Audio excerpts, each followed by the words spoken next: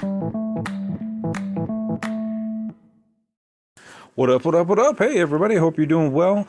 Hey, I just want to let you know, I know everybody can't always support and donate to the podcast, but hey, if you can do a one-time donation, I put up a Buy Me a Coffee link in this description of the podcast. So if you go to the description of the podcast, it'll be at the bottom, and you can just go to that link, and you can buy me a cup of coffee, or two if you want. And that would just help support the show, and I can wake up a little bit more and bring you more info. So thanks for listening to the podcast. If you can donate, that would be much appreciated. And let's get on to the show.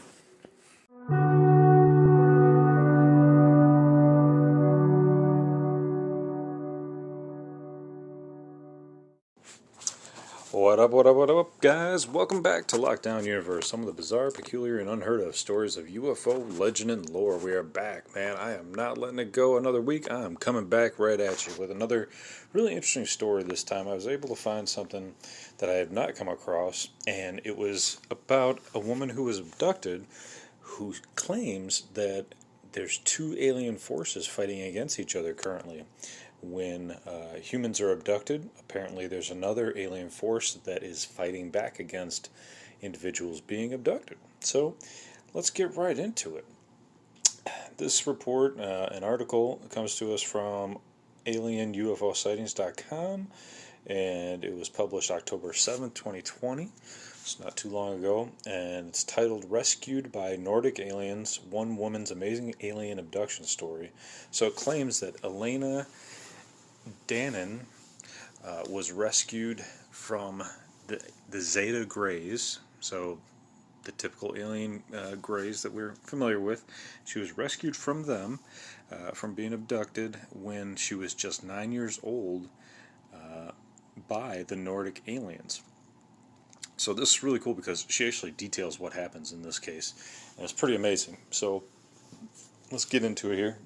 She claims that her protectors, she calls them the Nordic aliens, have remained very close to her, and she's kept in contact with them for her entire lifetime. So that's what's really cool, is like if you actually have a decent relationship with somebody, an alien species, that if it's a long-term relationship, it can actually be pretty beneficial.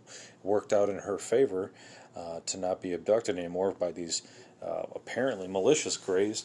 And that's the thing about the Greys is, we just don't know what their intentions are. We just have no idea. They seem so damn robotic that most people describe them as basically robots, that they're just bioengineered robots for multiple alien species. So they're typically reported as like these iRobots for the reptilians. They're like the iRobots for even the Nordics. It's been reported at some times. So apparently there's different species of both the Nordic species as well as the Grey species. So we've heard of multiple different reports of medium-sized Greys, small Greys, and tall Greys. So in alien lore, it's very bizarre because we have all these hybridized aliens. So we have insectoids that look like they're probably kind of the grandfather of the Greys and have been utilizing them for, genetic engineering purposes. So in my mind, the way it looks a lot of times from these eyewitness descriptions is that we have these insectoids that are like 8 feet tall, and they're typically the leaders, as seen by the abductee, and then they have like these Greys around them as well, doing their like little dirty work. And so, in my opinion, from what I've read, it seems like the insectoid species, which is like more like the praying mantis type species, is really this older species that has manipulated the Greys, either in a hybridized environment. They've created them from a mixture of different species, or they went to their planet and have been using them as their kind of slaves, so to speak. That being said, they could also be created, hybridized, soulless bio creatures, without a soul, not having been born, but been created. So I know I packed a lot of information in there. probably a conversation for next time, but nonetheless, I just kind of wanted to clear the air there. So going back to this article, she stated that she's had this relationship with them for a lifetime. Now, Miss Danon is an archaeology graduate who spent more than 20 years in the field, including almost half of that time in Egypt. She's worked in areas such as Karnak, Luxor, Cairo, Dendera, and Valley of the Kings as an epigraphist, studying inscriptions. So she sounds like Daniel in Stargate movies, right? She states it's her relationship with a number of alien races and her knowledge of the universe that she saw her universe that saw her eventually cave to pressure to release the documentation in the form of a book titled A Gift from the Stars. So, she's saying that, her knowledge of alien races and her knowledge of the universe made her feel pressure to release this book.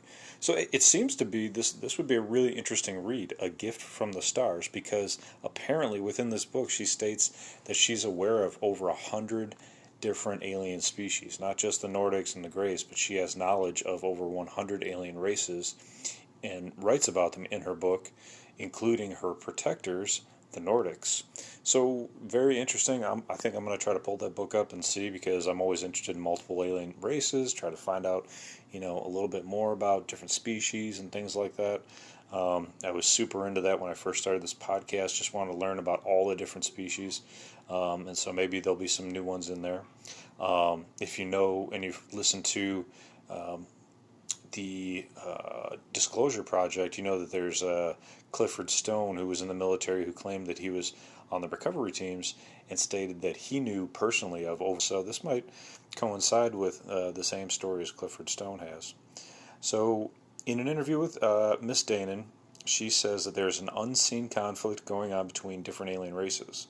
She was taken by the Zeta Greys, and she states they abduct people as part of their genetic hybridization program in conjunction with other races, but they face stern resistance from the Nordics, who appear in resemblance very similar to us. So isn't that interesting that we have these Nordics who appear very angelic in their visual presentation, and they're fighting against these seemingly somewhat demonic-looking little greys and reptilians from abducting us. What does that sound like? It sounds like the Bible. Very similar. I'm not saying the two are connected, but if you're a historian and you look back at all the stories that we've read about and all the stories that are in the Bible, there's a lot of stories that are very similar. The powers of Jesus to cast out demons out of people, and to levitate objects, and to walk on water and things like that. Very alien-like, right? So he could have been a Nordic. Very interesting there. But it's interesting that these Nordics, or these angelic-like alien species, are taking care of us. And maybe they are part of some angelic lore. Folks that were being, quote-unquote, attacked by demons in the middle of the night, according to Miss Danon, are our protectors, and they may come and attack the Greys as they're trying to abduct us, as in her case, which I'm about to talk about right now. So Miss Danon states that the Nordics and the Zeta Greys hate each other. In fact, it's just the Nordics who Danon says are not happy with the abduction of humans. Oh, it's not just the Nordics who are unhappy about the abduction of humans. There's other species as well, so that's good. We have more than just the Nordics, because it seems like you hear about the Nordics, but you don't hear a lot about them, and it makes you wonder how much of a force they really have, how much of a military they really have, if we're not hearing more about them, or at least as much as we're hearing about the Greys and the Reptilians. We're not hearing as much about the Nordics. At least I haven't, anyway. So she states, I think they pretty much hate each other. The Zeta Greys are involved in programs of abduction with other races as well. So the Zeta Greys are involved with other species in the whole entire abduction process. So that's something interesting to look at as well. Who are the other species? Well, we know the reptilians are involved as well. There's other gray species, not just the Zeta Grays, but other species. And then we have, Calvin Parker down in Mississippi. Was it Pascagoula? Yeah, Mississippi, I believe it was.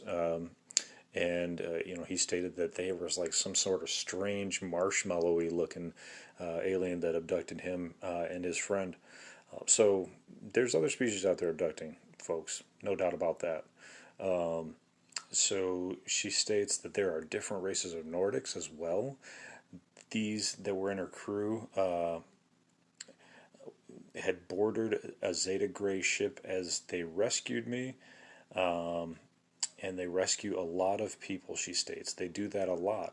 They are totally against the practices of the Zeta Grays. So here's how her Nordic alien rescue began. She states that a group of Zeta Grays surrounded her in a room, and it seemed odd. She stated there was 5 of them. She described one as appearing to be a real flesh and blood entity, while the others, who had the same shape and features, appeared synthetic or robotic. Again, lending credence to what we were discussing about how they seem robotic. They actually started their experiments on me, and I was 9 years old, just a little girl. They put an implant in my head, and they put something in my belly as well. And at that moment, just when they had finished putting the implants in, they were about to start on something else.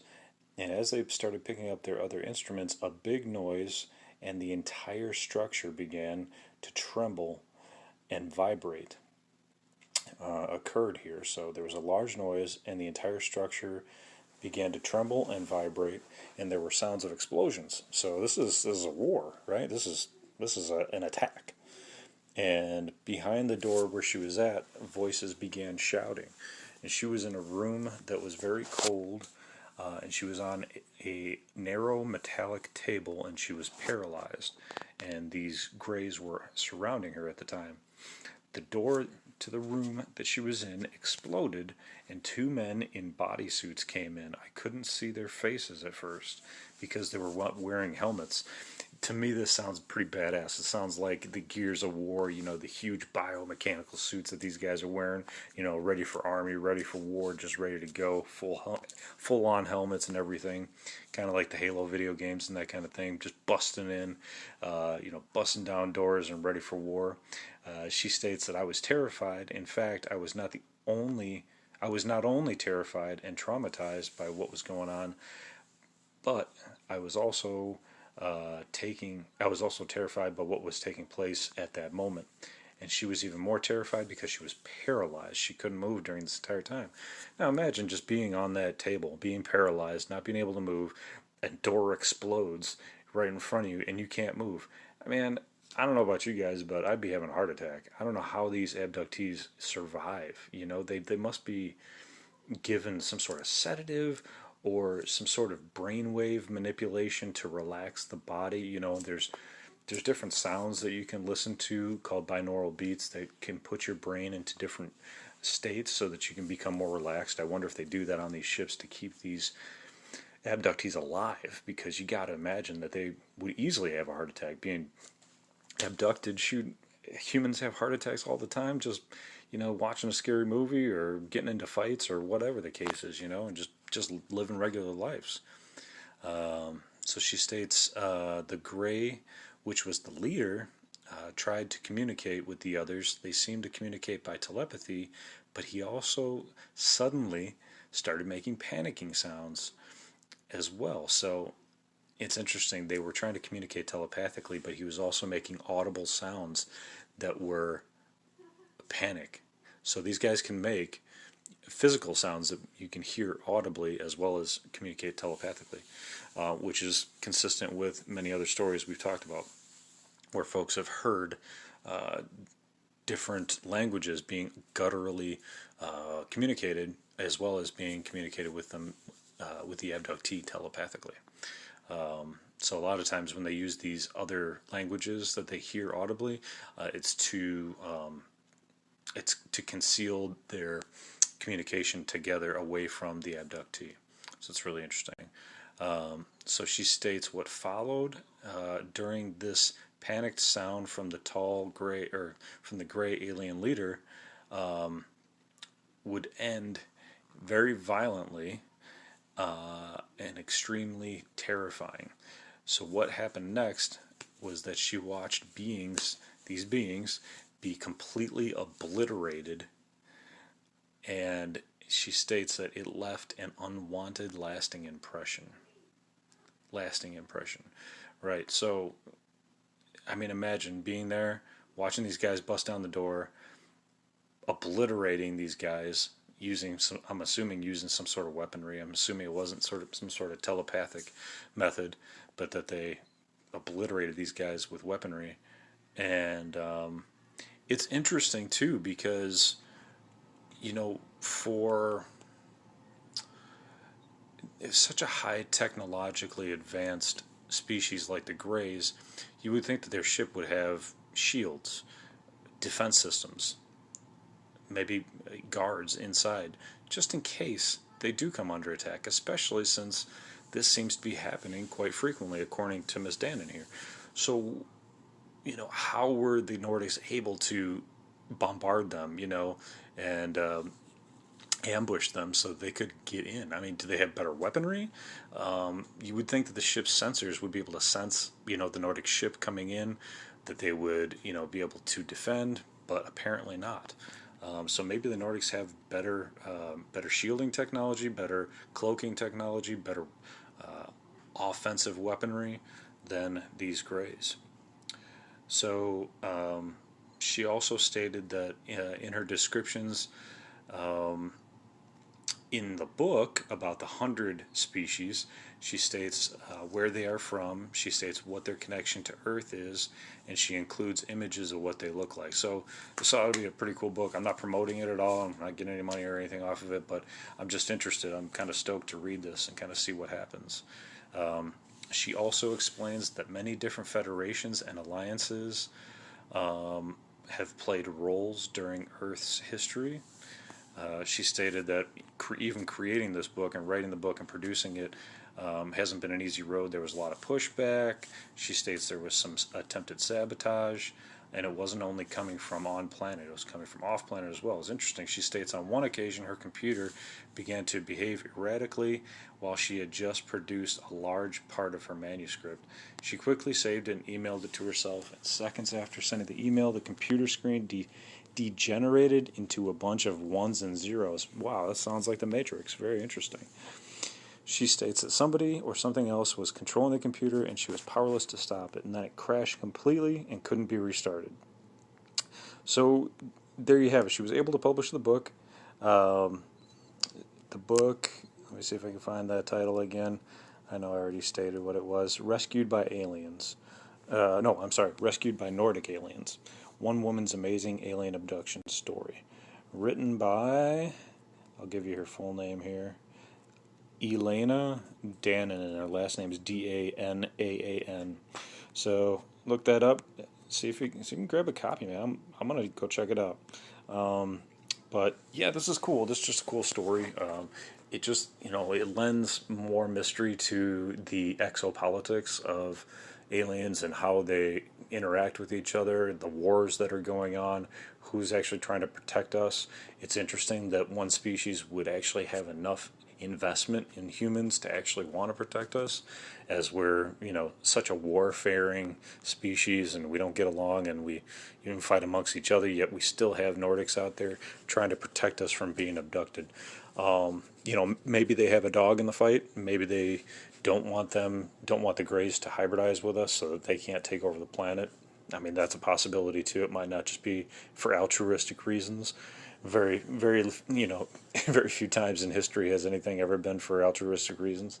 But hey, you know what? We'll take what we can get, right? And if we have the enemy of my enemy is my ally, right? So we'll take it. But in the meantime, hopefully you guys are taking care of your mental health, your spiritual health, emotional health, following through on your hobbies and your goals and your dreams, and as always, continuing to question the universe around you. Just take care of yourselves this weekend. Get out there and enjoy some fresh air if you can. It's not storming or anything by you. Take care. Enjoy your friends and family, and find peace within yourself.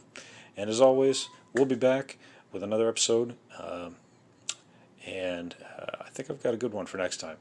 So take care of yourselves, enjoy your weekend, and Lockdown Universe out.